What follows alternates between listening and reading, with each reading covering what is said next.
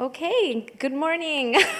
Thank you so much for coming. I know it's early and it was probably a late night for many others, but I appreciate you joining us. Right, so my name is Leon Colonna and I'm assistant professor in law and informatics at Stockholm University. And basically, I want to kick off this panel by first briefly introducing you to the Cost Goodbrother action, and then, of course, I want to introduce you to our wonderful panelist. So for those of you in the room that are unfamiliar with cost actions, basically there are networks of experts that are located all across Europe and beyond, and I'm sorry to say, if you join the network, you don't exactly get a giant research grant to perform work on a specific project, but what you do get is an opportunity to collaborate with a large network of experts through joining meetings, participating in training schools, going to conferences. There's also an opportunity to participate in like a short-term research visit at an institution that's a part of the network. And if there's any younger researchers here, both in the academic and age sense, I think this is a great way to kind of grow your network and develop your professional skills. So the aim of the Goodbrother cost action is to increase awareness of the ethical, legal, and privacy issues that are associated with privacy-aware working solutions for assisted living. So really our ambition is to create this kind of large interdisciplinary network of folks that are coming from both academia as well as industry. Also, we want to engage policymakers and stakeholders coming from all different disciplines, including specifically law, engineering, and healthcare, and sociology and psychology. So kind of long story short, what we're really interested in is in things like how can we apply computer vision in private and semi-private spaces like homes, healthcare facilities, and nursing homes. So there have been some incredible advances where it concerns the technology around audio and video-based monitoring, but there's just so much opportunity for using this technology in the context of active and assisted living, but at the same time, there's just this enormous pushback, right, from both the perspective of legal compliance, there's so many laws, it's so hard to comply, but also from the perspective of user acceptance. So older people are quite reluctant to have these technologies in their home. I mean, here I can just say there's been talk about it already at the conference. I mean, people are really reluctant to have cameras in public spaces.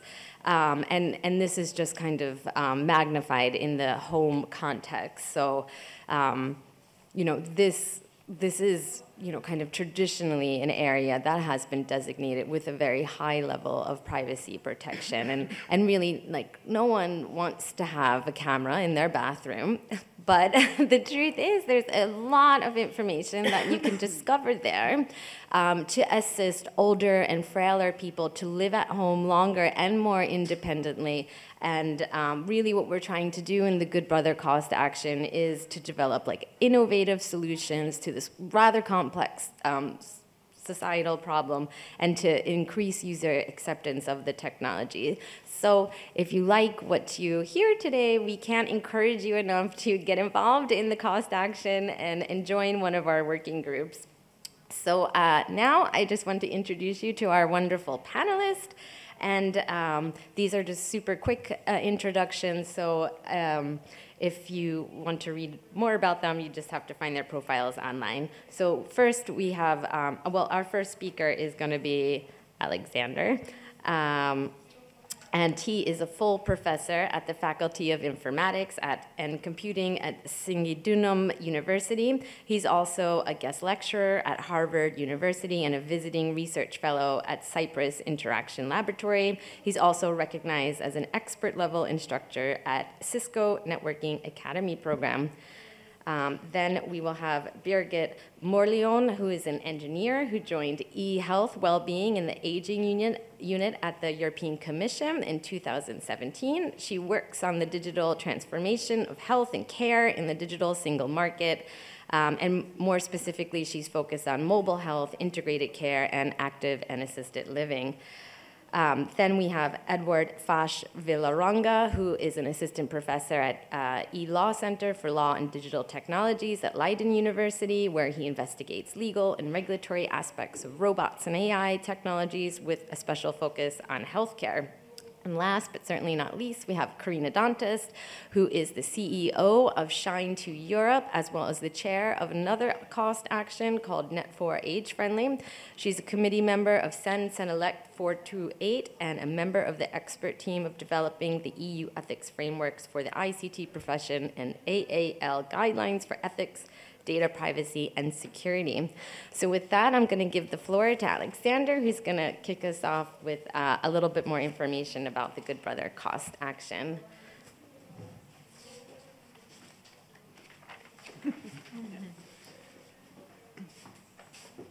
Thank you, Lian, for this introduction. And I will give you some basic information regarding this Goodbrother cost action. And before I just give information, I want to tell you that my position regarding this action is a bit interesting because I was not part of the team that developed proposal for this action, and I actually didn't know anything about this action until the action was approved.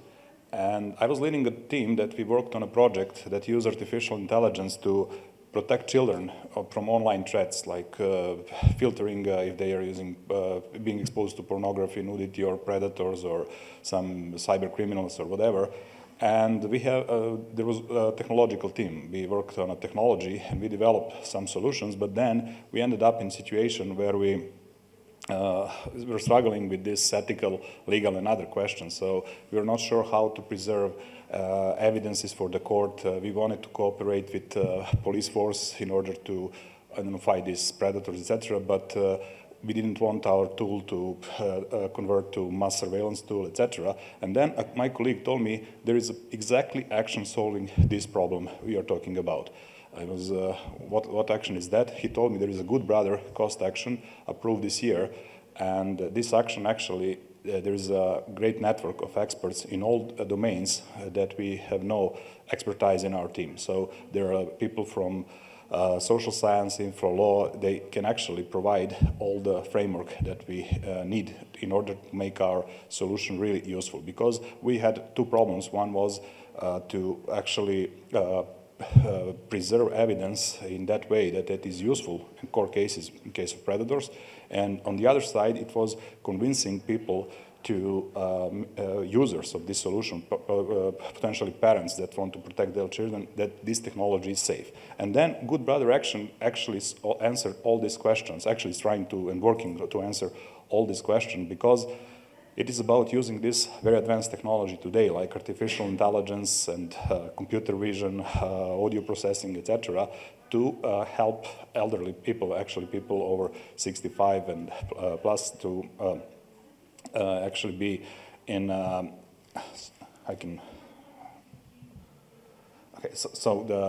this is the basic information regarding the action. It was approved and started in 2020, and it will end on 2024.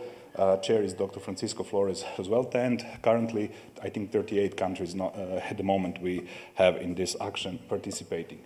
There are 5 working groups in this action.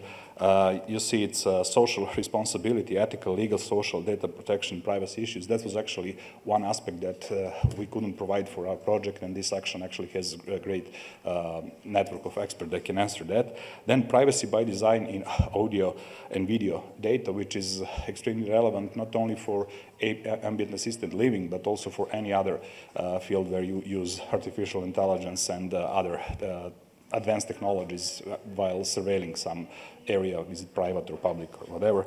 Then audio and video based AL applications, and there are 2 working groups, one for, of course, dissemination, exploitation of the results, and one for creating a repository of the results we have in this action. So the reason why this action is very relevant is because you have this statistical data, official data regarding the population in European countries, and it says that about 30% of people between 65 and 80 years, they need some kind of support, and that number goes up 50% for 80 plus years old. So one way to actually support these people is to use these advanced technologies.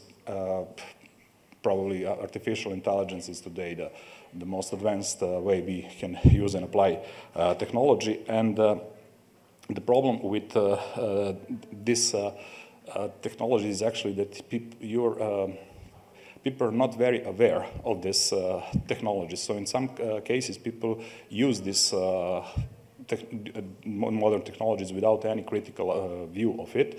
On the other side, people are afraid, irrationally afraid of new technologies. I always like to remember that example of Maria Curie, where she was the most informed person about radiation when discovered radium, I think, and she kept radium on her night table because it was glowing through the night.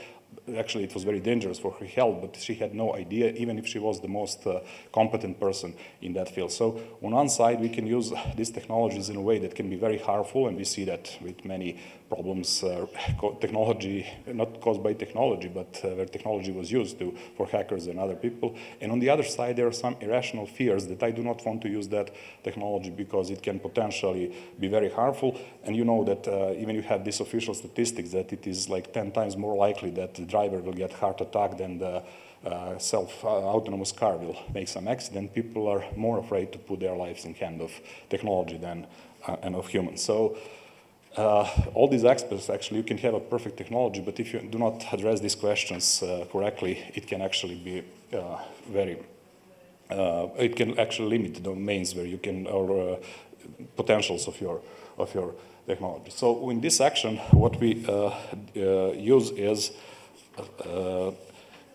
data for the data processing, speech recognition, analytics, and image processing and computer vision. So mostly we are using audio and video, and analyzing use of audio and video sensors to protect, to actually collect the data. And then that data is analyzed in different levels. You can see it in actions, activities, and behaviors, which means that you can actually detect actions very easily, atomic actions, but if you want to analyze activities, it means that you need some longer time frame, which means that you need to collect and store some data and then extract some knowledge that use more data, and then it actually means that you need to store data somewhere. And finally, when you talk about behaviors, it is actually a very long-term result of analyzing these actions and activities, which means that data that was collected through these sensors need to be stored somewhere and processed maybe multiple times, and it can actually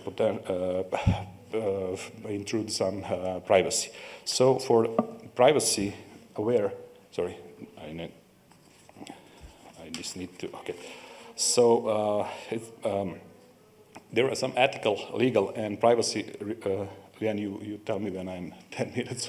So about ethical, legal, and privacy-related issues, you see unauthorized use of collected data. So we have, you have many products that you can buy at store, like Alex and I don't know, other boxes that you just buy and use, but you are really not sure what's going on with the data, how the companies that create this project, how they use this data.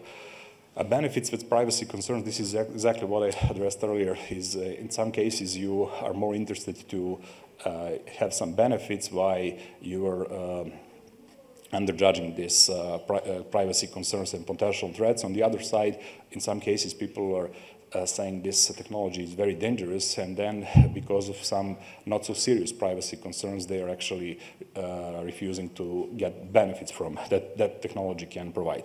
And we have this legal framework like GDPR, and data protection by design and by default. So if you really want to apply these principles to your technology, you can actually create technology that is relatively very safe to be used, even in these private environments like ambient assisted living requires. The identification and anonymity of the data, it is actually a way to 10 minutes, oh, 2 minutes, okay.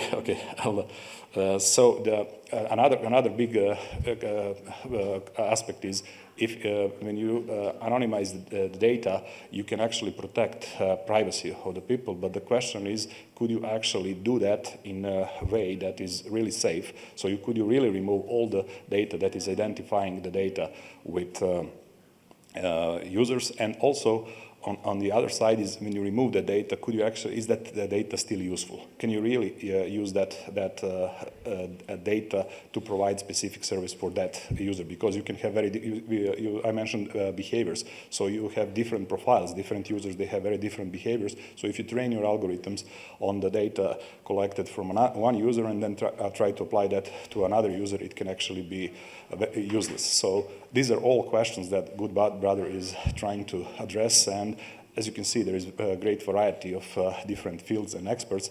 And as I told you, I came to this action as an engineer with almost zero knowledge regarding all this not privacy. Privacy was, we were dealing with cybersecurity, but legal and ethical aspects of these issues. And it is actually critically important in order to create successful and reliable products. Leanne? Thank you. Okay.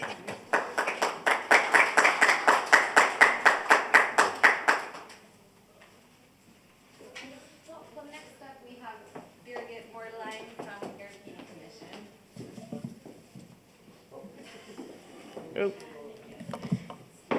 Yeah, good morning, everybody. I was asked to give a kind of helicopter overview of the European policies related to digital health, to the digital transformation of health and care. And it's one of the, wait, now I have to see, as even an engineer, sometimes difficult to know the user interface to design. So digital is really at the heart of the political priorities of the current European Commission, and Europe fit for the digital age is really a high priority area where a lot of activities are ongoing, and it's to support the digital transformation of our society that we are well aware of, that everybody is going through, but not only for the forerunners and the early adopters, but also for all people, that we can all trust technologies, handle technologies, use technologies in our daily activities. And this is translated into some concrete targets that are set in Europe's digital decade, and across all sectors we have set targets for 2030 on what we want to aim at to promote this digital transformation. And for example, in the health and care sector, it's that by 2030, everybody should have access, so 100% of the European population should have access to their electronic health record, which is still a battle in several countries, let alone that we can transport our medical data from one country to another. But of course, we have to take in this digital transformation. It's about technologies, but it's also about the data, and the data is collected through these technologies. And we should really be careful in how we use that. And that's the subject of this conference here, is the privacy, and there are technologies to cure people and really in the medical institutions, but there is also a lot of added value using these technologies in the home environment, and really to empower people to keep active and to keep healthy and to prevent them from becoming sick. And that's the digital tools and data for citizen empowerment is something where we're already working on for a very long time in the Commission, and for more than 10 years now, together with the member states, we're supporting this active and assisted living public-public partnership that actually focuses on the use of technologies for active and assisted living. It's about data, it's about the data-driven society that we're living in, and we all know the big tech on the other side of the ocean that are governing our world. But in Europe, we also can become a leader in this data-driven society, and especially by distinguishing this ethics, the privacy, and these aspects of technology, the transparency that are very valuable. And we have a data strategy within the Commission that is composed of different laws or proposals for laws, because they are still under negotiation. We have the Data Governance Act, where we set a framework on how to govern data, how to let data flow from one country to another across sectors. And then the Data Act that sets boundaries or permissions on who can use what data. So if you go with your car to the garage, that it's not only that garage that has the right software and the access to repair your car, but that also other brands can have access to the data, and that everybody can exchange data, and that it's not locked into one specific brand. These are proposals for laws that are under negotiations now with the member states and in Council and Parliament, so they will still modify and change a bit, and it takes a while. But it's not only about setting the legal boundaries, you also need the infrastructure underneath to make this data flow and to make it possible to exchange the data. And that's captured in the European Common Data Spaces, where for every sector we will set up a data space, not gathering all the data of that sector in one central database, but linking the distributed data sources and interlink them to make them findable, accessible, and usable for research, but also for new applications. And I said sectorial databases, and oh surprise, the very first one that was proposed very recently is the European Health Data Space, where the proposal was published beginning of this year. I'm sure, beginning of this month, sorry. It was a lot of hard work. It's to give you, as a patient, as a citizen, access to your medical data, your care data, your health data, and also to make it more accessible for using this data, what we call secondary use of data. So explore and use this data for research, for policy making, and for public health. I'm sure there will be a lot of debate on what's out on the table, and that's good, because we should all have our say. But let's hope that when the negotiations are over, that then this will help to unlock this big potential of the exploitation, which is sometimes not a very nice word in the healthcare setting, but the better use of the data to keep us healthy. I have some examples of other activities where we really take this core European values, protection of privacy, the ethics, the transparency of technology, where we try to support the research community, the developers, in order to take these principles from the very start when they design new applications to take them for granted. It's not always easy. You cannot put everything in regulation. It's also about best practices on learning from others, exchanging knowledge, and it are sometimes very intangible things that you can't solve with one mathematical equation. So we have the ethical guidelines for trustworthy AI, where there is this principle of transparency, robustness, the ethical aspects of AI, that it's not treated as a black box, that we know what's going on, why the engine is giving us a certain result. If it comes into, for example, mHealth applications, there is the mHealth Hub that produced a very nice ethics guide on for developers, for people using mHealth applications on what to take into account when you use these technologies.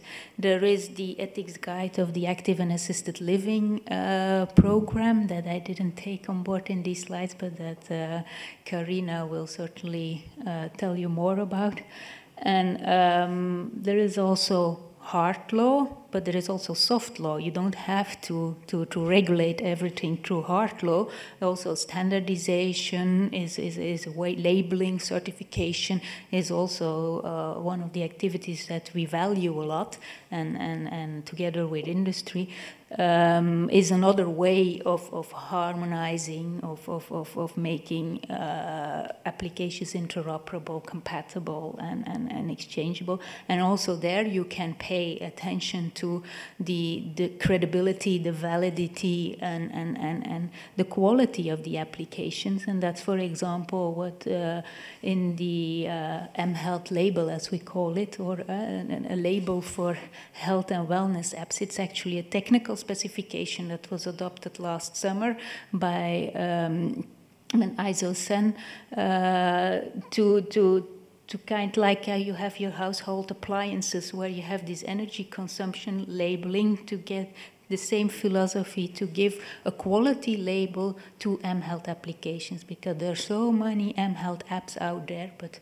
which one should I trust as a citizen, as a doctor also? Which one should I recommend to my patient to do his daily exercise, and what apps are credible and take the ethics, the privacy for granted or into account. I'll give quickly some examples. These are not audio or video-based technologies, but we all experienced them during the pandemic, where we really started from the principle of privacy by design. In order to help to fight the pandemic, we have these contact tracing apps that some of you might have used or heard of, that every member state developed its own contact tracing app, and we then interlinked them on a European level, so the data could flow from one country to another when we were allowed to travel again, without you having to install in every country a different app. It was really taking privacy by design for granted from the beginning. It's Bluetooth enabled. It's very privacy enabling technology. But even then, it's not enough. Like you said, it's not because the application is really according to the textbook rules that people use it. So we need a bit more to increase this trust, to make people see that they were afraid of being tracked, but there is no danger at all. It's so anonymous and so well protected that. But once the perception is out there that it's a tracking tool, you're lost. Perception is gone, and even if it can help you so much in protecting you, people don't want to use it and don't want to install it. So here we consulted the data protection board, the data protection authority. There were guidelines. They all published their opinions. So on every step we took, it's all conform the rules. But even then, you see that the uptake was not so, and that's why it's interesting to have these cost actions to these researchers looking into it and to give us recommendations, feedback on what works, what doesn't work, and how do we have to include these users in using it. The same, so at the contact tracing app, then on the same principles, we had the digital COVID certificate that everybody used. Don't know why? Yeah, because you were not allowed to access a hotel, a bar, and then the added value for you was much more obvious. And so it's the same principles, it's the same underlying technology, okay, and that was used. And we set a European standard. There are already 1.8 billion certificates issued.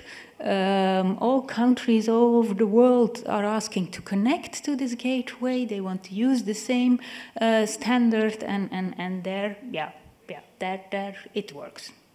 So very interesting research material. So we have policies, we have legal frameworks. There is also the AI Act, the NIS directive. There are a lot of horizontal legal proposals or legal bases that then need to be translated to the sectorial needs. And that's where these kind of activities come in and are very useful to. We have also a community on active and healthy living in the digital world where it's open to everybody. You have to register, where you can exchange information with all stakeholders in Europe and beyond. So would welcome you to register to see what's going on there and to keep exchanging information. Thank you.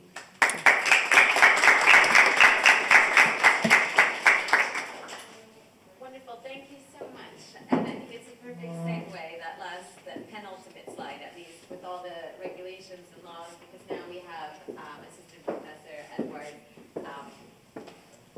who will talk about the legal side of this. Sure. Awesome.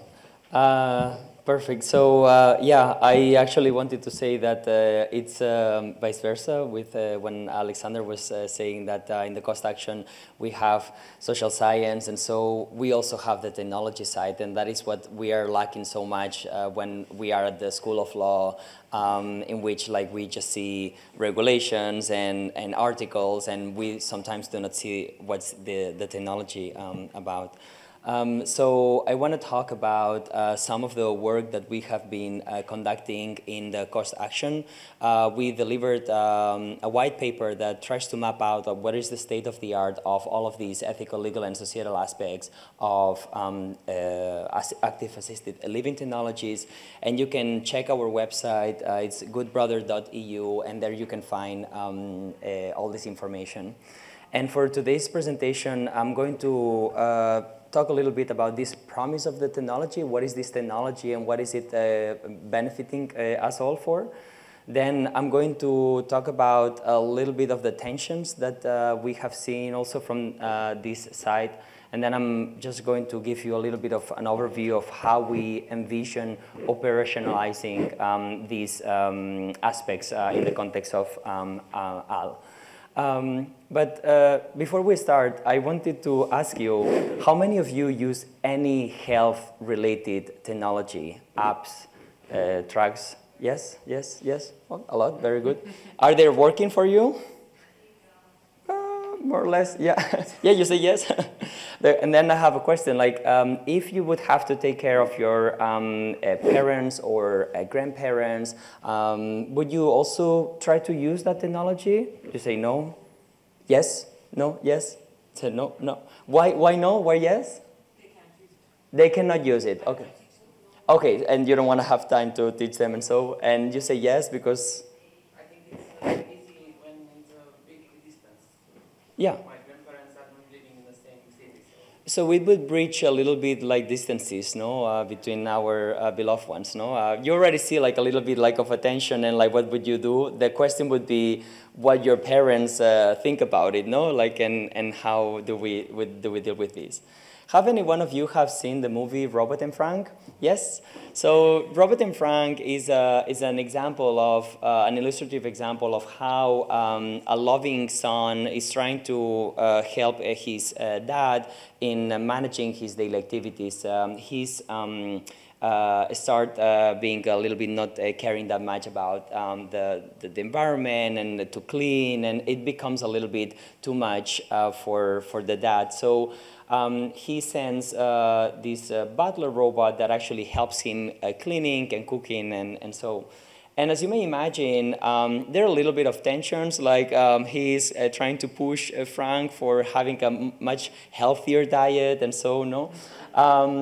And although we might think that the movie was portraying a sort of like far-fetched future that does not really exist, we can see technology right now that it is trying to work towards this area. And we have socially assistive robotics that they have been working towards helping the elderly, but also disabled people towards achieving certain goals. And in this image, you can see Pepper robot, but we have had tons of different European projects like Mario, for instance, also trying to work on this, like how we could have robots that could help users perform certain tasks on their behalf or together with them. So robot technology might be one of these technologies that we could consider active assistive livings, like they try to empower a longer time in their, of the elderly at their homes. But in our cost action, what we show is that actually sometimes having a robot might be very cumbersome, it might be very complex, very costly, and other technology may actually have better approach. And here you can have a list of different technologies that we are analyzing. And the working group number 3 did a fantastic job in having a white paper compiling all of the really newest technologies on these. Life logging, self-monitoring, remote monitoring for vital signs, emotional state recognition, food intake monitoring, activity and personal assistant, gesture recognition, and so on. So there's a lot of different technologies that, as you may imagine, they can, on the combination of all of them and in contact and continuous contact with all of us, generate a lot of data that can, on the one hand, empower users to have a much more independent life, empower caregivers that can be formal or informal so that they can take the appropriate decisions in appropriate time. But coming from the School of Law, you also say, okay, but this is a lot of data and this is a lot of sensitive data. How do we deal with all of these technologies, no?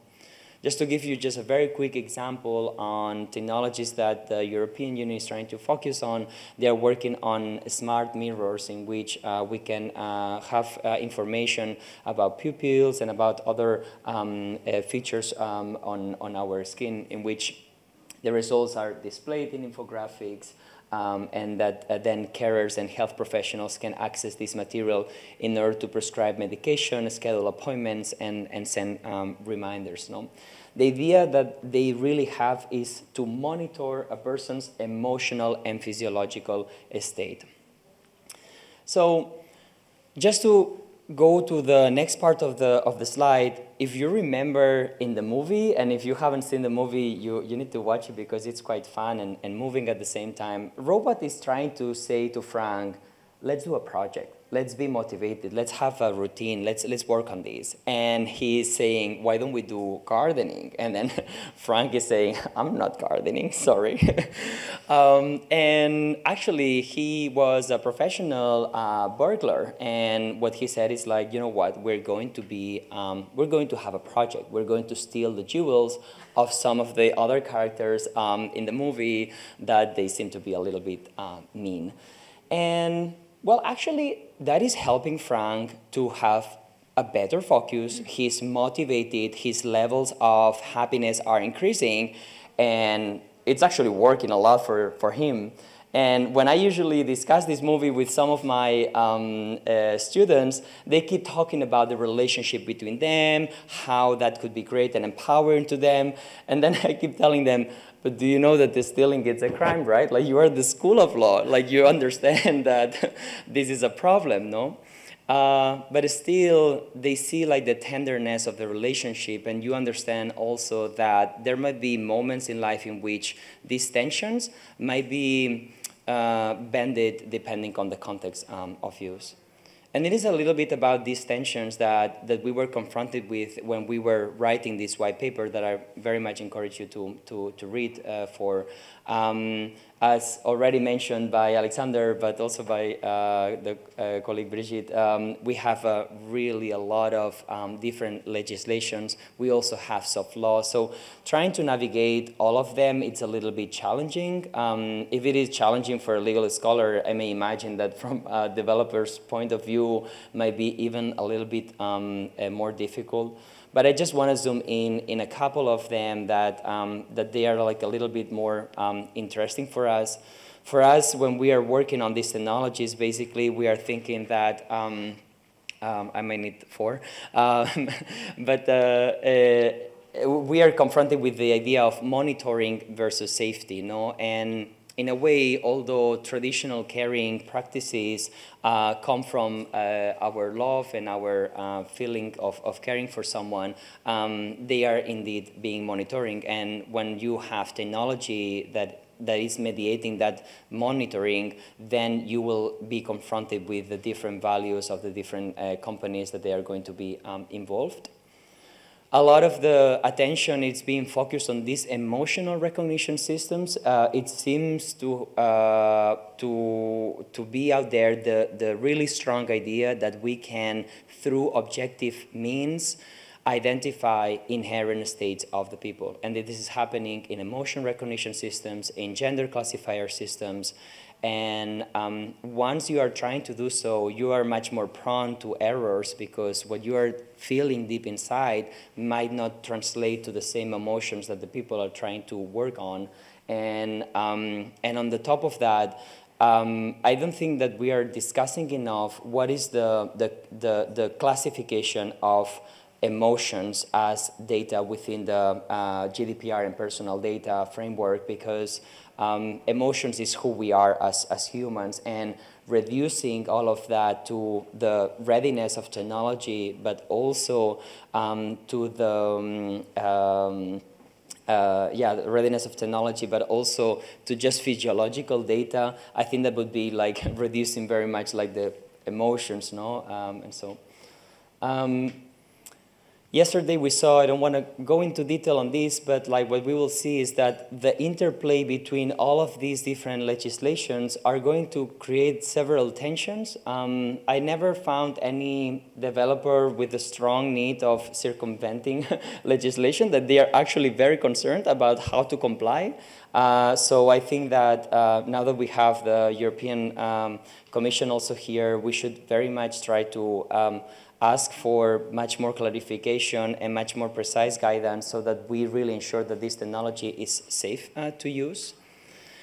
And then just a last thing on this part, I just wanted to say also that we identified in our white paper the gender dimension of these technologies, and we see that there is like an incredibly disconnect between the gender of those that they are developing these technologies and those that they are going to be using it. And what we see and what we report in the white paper is that women are actually, they live longer for many reasons, and I really wonder why they are living. But basically, there are like certain characteristics that prepare women way better like for life. And not only that, they have been taking a lot of roles in informal caring and also formal caring, and that has, on the one hand, have been shaping the way assistive technology has been looked at. We see a lot of robot technology that they have like figures of females, while those aspects might not respond to any function precisely.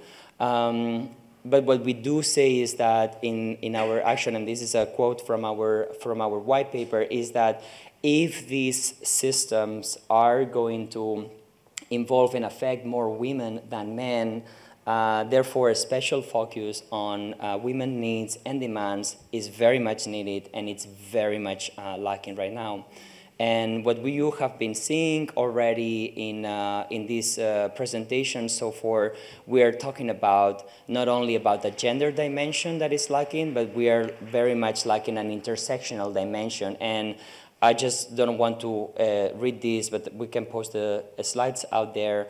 We've been working with my colleague Adam Poulsen in Australia, working on LGBT elderly people, in which they do report different kinds of values and different approaches when it comes to privacy, to safety, and so that if we are not taking those into perspective, and now our colleague Karina is going to delve a little bit more into the user perspective, then we're going to just have technology that does not meet the needs of the users. Just to close here, if anyone wants to take a picture but like our response basically to this is that if we want to operationalize these aspects within all technologies, we need to be looking at the sensor level, we need to be looking at the model level, at the system level, at the user interface, and also at the user level interface, because if we are not having a much more holistic approach, then we are going to be in greater disadvantage when it comes to being the solutions that this technology is very much promising. So just like to leave you with this. If you want more information about it, I really invite you to have a look at our white paper, but I also want to take advantage to invite you all to an upcoming conference that we are having in Croatia, in which we are going to gather all of the members of the Working Group 1, but even if you are not part of it, you can attend online, you can join the cost, and so. And if you're motivated to come with us, we have like great keynote speakers also coming and sharing their time and their work with us. And that it is. So thank you so much. And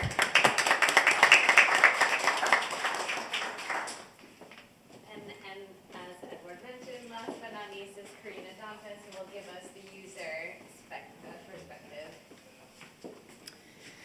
Thank you. Well, I think we didn't really match our presentations, but Edward, thanks a lot, because now it will be flowing. I would say we were discussing a lot of data, policy, etc., but at a certain point, the main area where I try to work and raise awareness is to go beyond legal data and even policy issues, and try to understand how to approach ethics in a broader way, let's say. Because if you work in a lot of European projects and with developers and other technical experts, at a certain point we know that, and Edward was also mentioning this, people usually want to comply, and they want to follow regulations, they want to have a product that is legal, that follows the rules, and usually the first way to approach this was to have a list and a tick box. And there you go, and try to see if you are complying with everything. Well, but perhaps ethics is a little bit more than this. And if you ask to several people what is ethics, they will probably, non-technical people, not experts, but citizens, they will tell you, well, perhaps it's moral, it's religion. A lot of them will connect us with the law, but they also will connect us with values. And at a certain point, very often, we are doing most of the ethical approach on technology very much collated to the legal side. And this is, of course, very needed. Please don't take me wrong on this. But then there's a lot of other issues that are more societal challenges, let's say, that would imply a vision of ethics that is a bit different. And it's very connected to the old Greece, ancient Greece, and this philosophical way of understanding life. So if you go to that perspective, you would see that ethics has a lot of different areas. For example, even physical aspects, diet, nutrition, along with anthropology, psychology, economics, etc. And the whole idea of having an ethical behavior would be to live life well. So if we consider this, we would say, of course, it is very important to take all of the legal aspects of it, but at the end, what we what we want to understand is if a certain product or, for example, a medical app or another thing actually works for the purpose that is developed to and is good for the citizens. And this is perhaps very difficult to put into practice because it's not like the law. If you go to the law, you can say if you comply or not. If you are discussing ethics, then everything is open. And how do we approach this? Well, the truth is that I've been working I worked for more than 20 years in an NGO with older adults, with people in vulnerable situations, etc., in different areas. And very often when we took a certain technology and started discussing with them, they would say things that we actually didn't think about, because as we were mentioning, people are in different positions. And for example, something that can be very easy for us to work with can be very difficult for a person with less literacy, with a lower education, with a bad eyesight, for example, or with multiple other things. So the truth is that very often we thought, well, we have this covered. And then we start discussing and we think, okay, after all, we didn't have this covered. And a good movement that existed at a certain point was that co-creation started to be on the table. So we all, I think probably if you work in the field of technology, you know now that it's a very good practice to co-create things with people. And this means that before you actually put a product in the market, you discuss it with stakeholders, you discuss it with the users. But usually this has a bit of a top-down approach. You have a product, I come here and I say, what do you think of this? And you'll say, well, it's too little, or I don't really like green and red, or maybe this thing could be smaller, things like this. But we usually don't discuss, is this really what you need? How will you use it on your daily life? Will it be on your table? Because if it's on the table, it needs to have a format, but if it is on the kitchen, maybe it needs to be different. And the discussion is usually very focused already on the product itself and on the final user. But there's a lot of other things that needs to be discussed. And for example, if you go for audio and video solutions, then as Leanne was mentioning in the beginning, if you talk about having, for example, a camera in your bathroom or in your bedroom, then we are talking about a lot of more different challenges. And of course, usually we don't invite some kind of stakeholders for the discussion, which are the payers. And this has also been hindering a lot of the process in bringing technologies to the market. You discuss it with users, eventually with caregivers, but very often you don't discuss enough with those that will pay at the end. And then when the technologies get to that point, you need to reshuffle a lot. And in the process, eventually, you already forgot about what the users told you. So to discuss all of this, we have been trying to, well, let's say at this point, raise awareness, propose, provoke, to use a more holistic approach to ethics. On one side, not just to legal and data privacy aspects, but also that when you try to develop some kind of product, that you discuss it with all of the stakeholders that will be somehow involved. And this means the final users, the caregivers, but also the policymakers, the insurance companies, the health authorities, whoever is relevant if you are discussing, in this case, for example, health-related products. And we have been able to try to promote this through, in this case, I will present you two practical aspects, because at the end, this is very nice to discuss, but if you don't try to bring it to the field, then it's still just a theoretical discussion. And one of them was with the AEL program. The AEL program is one of the European funding programs that funds AEL technologies, and it has different projects ongoing in Europe. And I think they grasped very well the need to try to do a different approach, because at the end, a lot of the projects that are funded don't really reach the market. Or if they do, they are not that brilliantly taken. Frank and the robot is super interesting, but at the end, how many people have robots in their houses? This is still, it's not anymore science fiction, but it's still not on our daily lives.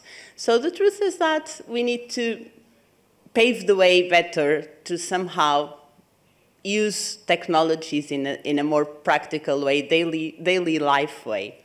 And what was really interesting was that the program understood the need to not only have this question of GDPR, legal compliance. For example, the medical device regulation is now a very hot topic as well for a lot of things they are developing, but understood the need to also try to propose to these multidisciplinary teams in projects to have this approach on the ethical dialogue. And the idea of the ethical dialogue is that once you start a project, you start discussing the different parts of the development of the technology with a big group of stakeholders all together. So they don't go like talking to you as a potential user, to you as a potential policymaker, or etc. You just have a big room with 10, 20 people trying to discuss between them what are the challenges they find in that specific solution and how do they work in context. So it's not anymore if you like a product, if you like the color, if you think it's useful, or etc. As if you use this for yourself, or if you will pay for this on your own organization, or if you will introduce this into your country or your region, which are the contextual issues that you see, and how can we approach them? And this, of course, tries to lead very much to implementation instead of just theoretical discussion on needs. So this is just, let's say, the summary. And sorry, because perhaps I'm on the back to my, to my slides, so I hope I'm not missing them. But the overall idea is this, is that you have a very strong legal assessment, and this includes everything that we have been discussing, national regulations, European regulations, soft law, and all of the values and principles. But then on a parallel stream, you have this iterative ethical dialogue, which includes all of the different stakeholders, and that you develop through time. And even if you have a technology in the market already, this is still useful because things evolve. For example, the pandemic changed completely so many things in our life that a lot of things that we never thought we would use, we now use, and vice versa. So this is an exercise that can be more or less kept alive. And this is the part where we say, okay, the method is good, but are we really applying something like this? Are there resources? Is there will?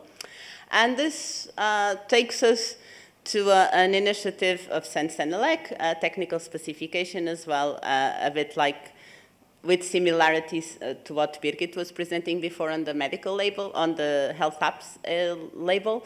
And it is the European ethics framework for the ICT profession. The overall goal of this technical specification is to provide, especially ICT professionals, so people working with technologies, a framework that can help them to assess, implement, evaluate, etc., ethics into their profession on a daily basis. This is part of the TC 428, which is broader than this, and it's the overall competence framework for professionals. And in this process, we started developing this technical specification 2 years ago, and in this process, we consulted a lot of different organizations.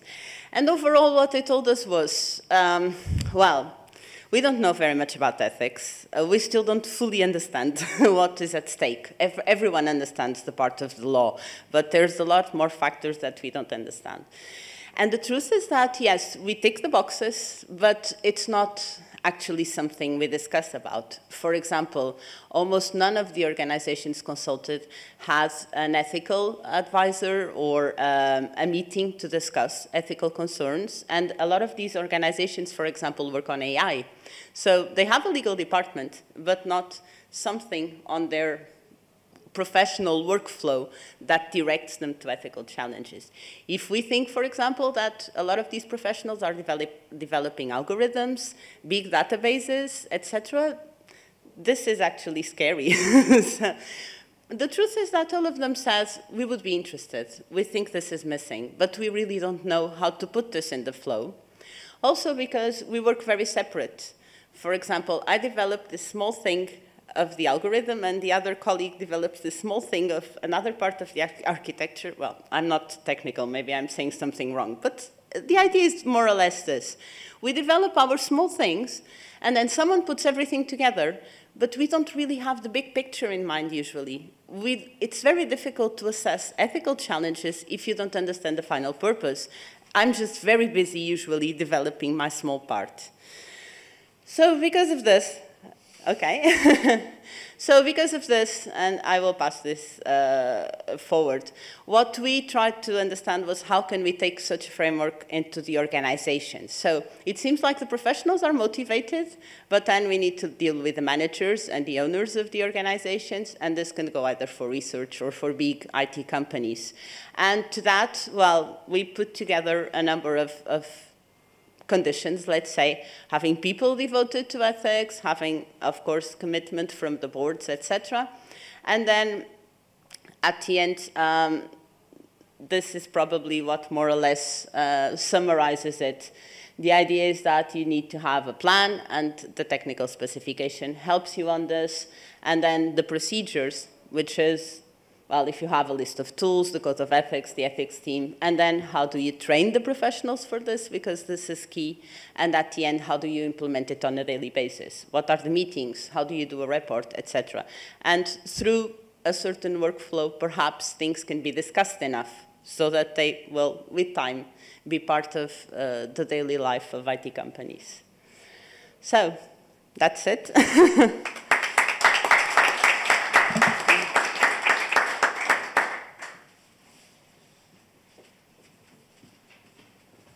Okay, so we have a few minutes for questions from the audience. Yeah, so just come right up.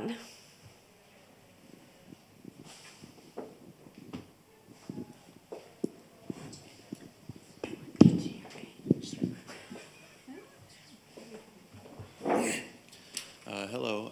First of all, this is not at all my area of expertise, so I'm sorry if any of the questions are particularly feeble. I had two, mainly for Professor Foch, actually. The first one being, how can end users manage, for the AAL technology, how can they manage the balance between acting in their own interests versus free agency and personal choice? So specifically in relation to the, you mentioned that some of the AAL technology can suggest certain diets and certain exercise programs and things like that. So at what point how can we reconcile the fact that some end users might not, for example, want to do something, and the technology is sort of mandating and controlling what could be seen as pleasurable or recreational behavior? And the second question, if we have the time, regarding the technology for the LGBTQAI+ community, you mentioned that queer folk might have separate or different concerns regarding personal data, for example. Which is a sort of a concern for the back end of the technology and the developers and the technologists and the engineers. How, if at all, do you envision any differences in front end or end user operability and interfaces? And then by extension, do you believe that similar back end modifications would be accommodating towards people of color as well? So thank you. Yeah, okay. Do you want to come up here? No, I can stay here, but I think that maybe we can all answer the questions, because I think that there are like some more like technical aspects and also the users. I will just start, so thanks for the questions. I see a bit of attention there, like on how we can empower users to take some decisions, but then what do we do in the case that then the person does not want to do that, no? And I think that in a way, all of these user-centered design strategies, what they are trying to do is to put forward the needs that the users have and then trying to accommodate to these. But then at the end of the day, also they are, it's just an aid, you know? And then there will be a moment in which this recommendation system can not take the decision from you. And then there needs to be the person that decides in the end, that can be yourself or can be the carer in case you no longer are capable of deciding. But I wanted actually like to ask to Alexander, like how do you balance these, especially like from the tech point of view, but also the... Well, actually, it is a very complex question, and that's a good thing that this action exists, because from the technical point, you can actually force some choices, and one important thing to answering both of your question is using a different terminology in different areas. For example, when you say discrimination, it is something that is usually perceived very negative. But when you are a programmer, when you say if, then it is immediately undiscrimination. So it is only question, is it relevant or irrelevant discrimination? But the problem is that there is synergy of all these small atomic questions. So at the end, you have a very complex system that as an engineer you can understand all the particles, but you need some higher level and more abstract way of understanding these things in order to make a good choice. Well, I can just add quickly on something, because actually one of the usual complaints of especially older adults with systems that are proactive, like you are just in your house and they suddenly buzz or remind you of something, a lot of people really hate it. They just feel like smashing it every time. And I remember I was involved in a robotics project already in 2014, and this was a big complaint from everyone. Like, they just say, what can I do to make him shut up? Because I'm very calmly watching my TV series and he's telling me to get up and do some exercise, and I don't want to do exercise. And the good thing is that more recently, well, we're still getting there, but more recently, you have a better way of understanding the needs of the person, even, well, I don't want to call it profiling because I don't want to create here a technical debate. But if the technology is developed enough, it can understand you for a while and then propose you based on your habits, preferences, etc. And this is a good evolution. But if it cannot do this, the best solution is to always have a shut button. This is a good intermediate solution for those that are not that elaborate still. It's just to be able, for the user to be able to shush it and just open it when he wants. Yeah. Yeah. And to add up on what Karina is saying, the technology is there to help you and to assist you and to remind you of your adherence and compliance with something the doctor or the physiotherapist prescribed you. But it's not that different as in our regular world. It's not because it's managed by technology. You will have to change your habits and to comply at some time. And it's human that we don't like to change. So if there is a robot saying all the time, you have to go out, you have to go out. But your physiotherapist or your doctor is saying you're the same thing. You have to take your pills or you have to follow your diet because your cholesterol levels are too high. But you don't see him every day. So it's a sense. It's Yeah, but they still can't shut off the doctor's yeah, but the technology also, just unplug it and it's finished. Electricity. Yeah, in a way, like that is what it is extending. No, like what I think that Europe has realized, or the health services, is that basically people not following treatments is a very big issue. So then having all of these reminders might be important. But then we were also interviewing some users, and they were saying, but you know, it's very loud and the neighbor is listening to this and we don't want the neighbor like to know what I am taking the pills, you know. So they're very more sensitive to many things that what we may not think. We may think, well, but she cannot hear properly, so like just put the volume up. And it's like, well, maybe just if you have a screen, maybe that's also okay, you know. And with respect to the other question on the LGBT, I think that in a way, while you are addressing different aspects, intersectional aspects, you can benefit then like to a much more personalized technology. And what I mean personalized, also not that much on the profiling idea, but more like that it can meet your needs, no? And we are all unique and different, and all of these differences may make us prone to be much more discriminatory in one setting or another setting, no? in some courses, like I teach about some examples of like how drag queens have been discriminated, and many students, they think, oh, I'm not a drag queen, I'm fine, you know, this will not apply to me. But it's just an illustrative example on how yourself can be perceived as can be discriminated at some point for many reasons, and that what we try to do it is to learn from that, so that then we can make technology that it's both matching your needs, but at the same time it's not taking advantage of harvesting even more personal data from you, so that then we even have even a better picture of you, know. So you see, right, it's a really complex picture in which then you need to sit down and think, rather than just like quickly return of investment type of decision-making processes from many of these startups, because that can have ulterior adverse consequences, especially when you put the technology in different contexts. Okay, thank you for those responses. I just want to ask anyone else if they want to pose any questions. Yes, please come on up.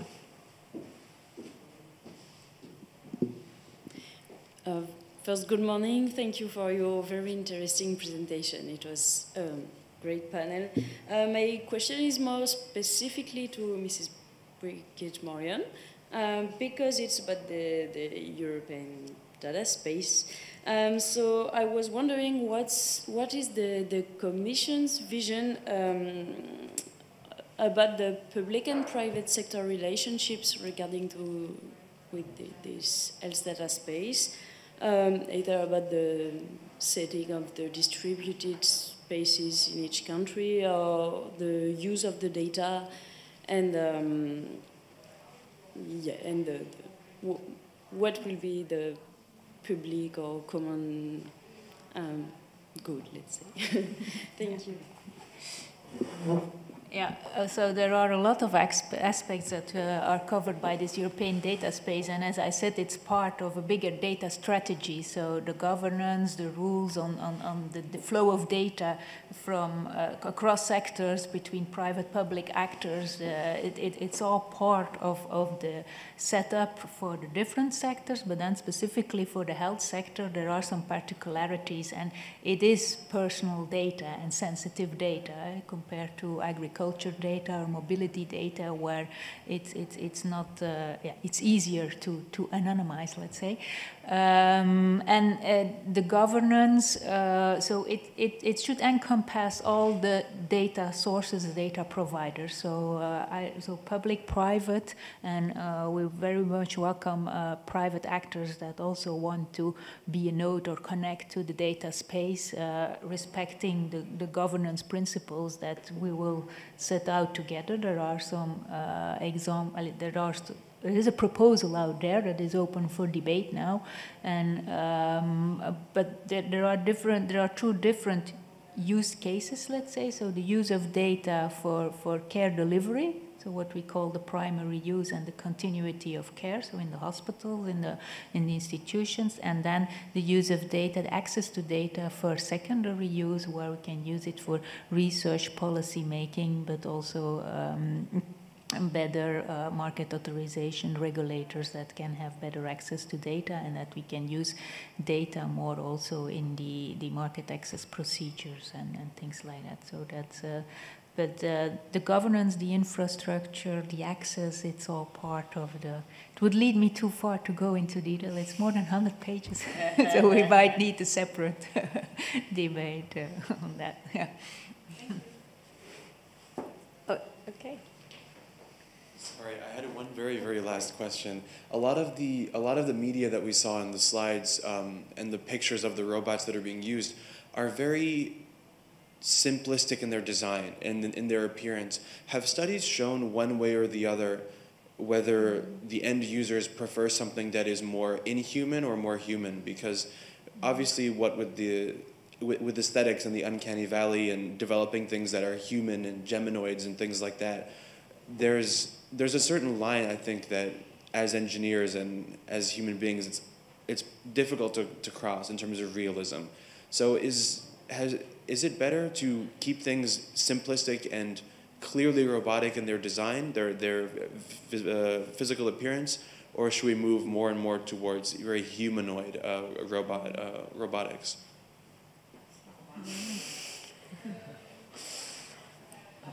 Yeah, I think this is point HCI. So. Yeah. So I was visiting once ATR in Japan, and Ishiguro has created like this Geminoid in which like it looks very much like him. And we were talking with my mom, and then she said, you know, if it would be a little bit more handsome, like you can send one of those, you know, because actually, like she said, actually. No, she was like more like, you know, with men, if you're tired, you cannot switch them off, you know, like, but with robots, yes. I think that it's, so in the presentation, I think that for me, it is, I think that good design comes with how then, how elegantly you can perform a task with the minimum requirement, because of course that has related costs, and that's why we have been seeing an increased use on cloud services to lighten the weight of the robot technology. And so, but as we've seen in the presentation, there are way cheaper solutions that can actually get you to the same outcome without the need to have such a complex machine that at the right now, as you also mentioned, technology is not there ready yet, like to cook and like to help you with your laundry or to help you dress. No, there are European Research Council, Carme Torres in Barcelona, working fantastic technology on helping users to dress, for instance. So depending on the task to be performed, the embodiment of the robot might be one or the other one. But yes, embodiment plays a crucial role in achieving certain goals. We've seen this in learning objective goals with therapeutic robotics, like children prefer an embodied robot than not an avatar in a tablet. But we also have seen that in dementia patients and so. So the embodiment has a role, and this role affects user both positively or negatively. And as what Alexander was like saying, the designers do have a really big role in shaping that embodiment. And so that if we can use all of this discussion on the ethical, legal, and societal aspects to inform this design choices and practices, we may end up like actually having technology that meets more the needs of the users. Thank you. I think we're going to have to leave it there since we're 4 minutes over. And I just want to give a big round of applause to the wonderful panelists.